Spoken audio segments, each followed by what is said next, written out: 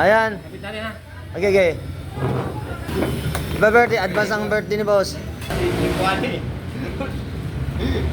Dalawa na lang.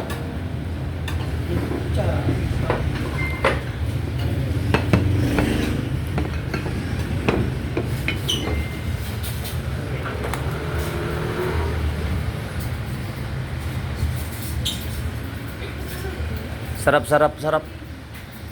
Elimination na quarter final. Bracket A. 4 teams ang kukuhanin. Bracket B. 4 teams. Number 1, twice to beat. Pag nag-number 1, 4 teams pala eh. Ang pag nag-number 1 ka, twice to beat ka.